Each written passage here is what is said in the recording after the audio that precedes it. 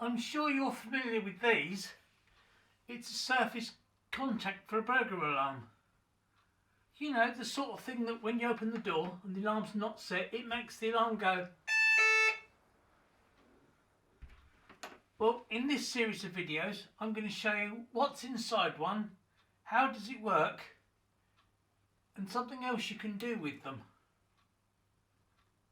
As always, thanks for watching. If you'd like to support the channel, please buy me a coffee